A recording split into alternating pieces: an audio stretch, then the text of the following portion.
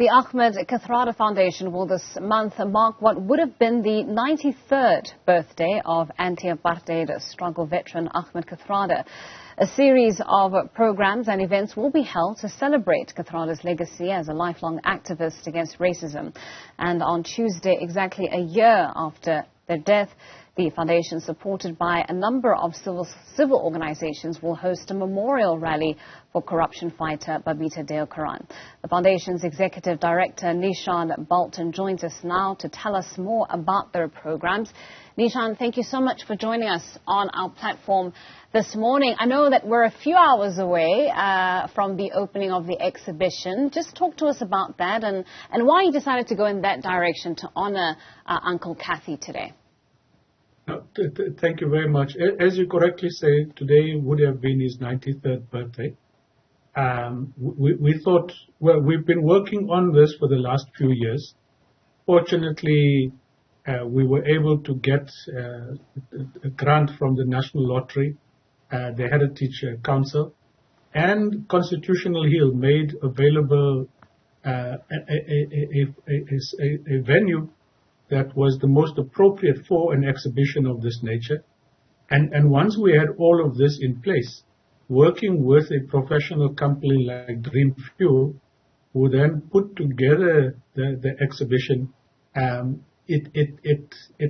you see it, you would be able to understand the full life cycle of Kathrada, his different areas of political work, all of his associates throughout of his life, as well as get a sense of what it would have been like to have spent time on Robben Island, because there is a replica of the Robben Island cell as part of this exhibition. And all of this, I think, leaves any visitor with a sense of what his activism was like, but more importantly, his and many others' contribution towards the liberation struggle would leave you with a sense of feeling that freedom didn't come at no cost in this country. It took huge personal and collective sacrifice, and he is but one of many. You know, talking about Ahmed Kathrada and his lifelong dedication to revolutionary activism, I think sometimes we forget that it's only been, 5-6 years since his passing, and that even then, right up until his last days, Ahmed Kathrada was very much involved in South Africa's politics today, in building, the contemporary South Africa that we have today, very much still committed to various forms of activism that we see today. I mean, I recall his involvement even in the Rhodes Must Fall movement, when students were sort of protesting against fees at universities. Just talk to us about that activism and how it was still very much a part of his life right up until the end. Well, after his release from prison, and once he had stepped down from the ANC in 1999, he dedicated his life firstly towards ensuring that Robben Island was turned into an international heritage site. Then spent a lot of time writing up his own history, his memoirs, and publishing a number of books, or working with people to get a number of books published. He championed the cause of Freedom Park. He served on the National Awards Committee. He was a member of the board of the Mandela Foundation. And around 2008, set up the Kathrada Foundation to take forward issues of liberation history, clean governance, and as well as anti-racism, and building a new generation of young leaders who would perhaps follow not in his footsteps, but take for the values that he believed in.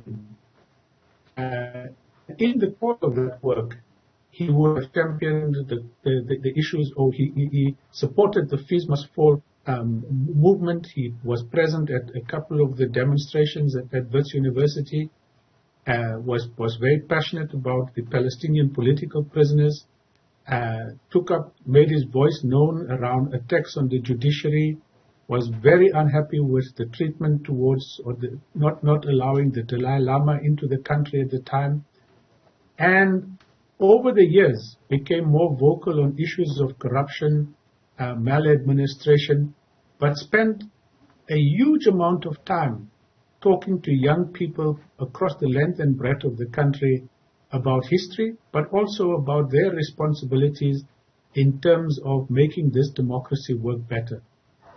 I mean, as the Ahmed Kathrada Foundation, you carry the burden, I suppose, and also the honor, I think many may also see it in that light, of carrying on the legacy of Ahmed Kathrada. And today is one such opportunity to do just that. I mean, just talk to us about that legacy that is still living on today. You've talked at length about his passion towards educating the youth about, their history and their role in building the South Africa that they envision for themselves.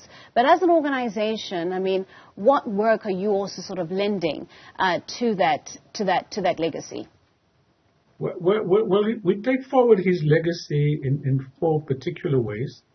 One, we work around issues of strengthening democracy. We have been a critical member of the Defend Our Democracy movement, been very vocal around issues of state capture and corruption, and in particular the quest to bring back the Gupta family to this country to account for all that they need to account for here. We have been very forthright on issues of racism and anti-racism work. The foundation runs a racism reporting app. In the next few days, we will launch the National Essay Writing Competition, an annual event. We host annually the Anti-Racism Week. Then we are in the process. We have set up youth clubs in 30 communities in this country, and we will mark Kathrada's centenary in 2029 with a minimum of 100 youth clubs, or hopefully much more. And through these youth clubs, hundreds of young people are being brought together, they are being trained, and they are becoming the leaders in their communities to take forward issues that affect those particular communities, whether it's libraries that are not open, whether it's gender-based violence, and all of them are huge champions of issues around climate change.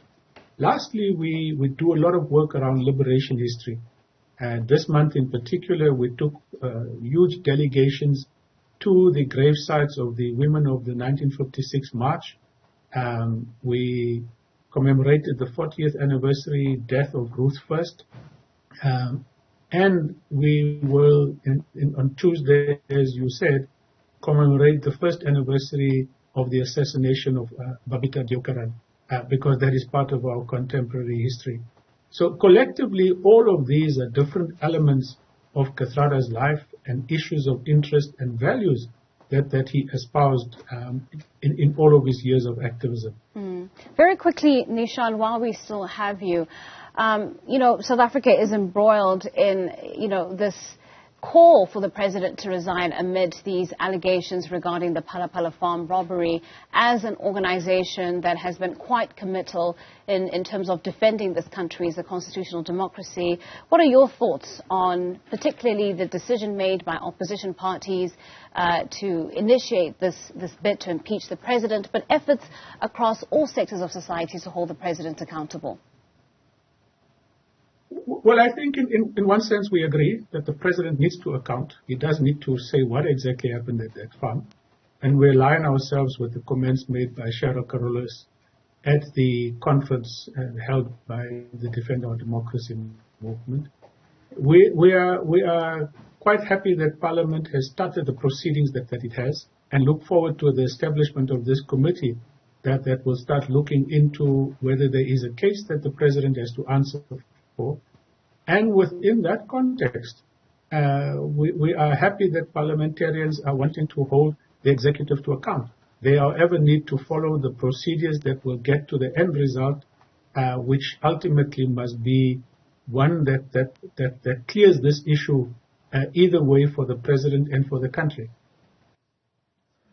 Neeshan, thank you so much. We are going to have to leave it there. That's Neeshan Balton, Executive Director at the Ahmed Kathrada Foundation.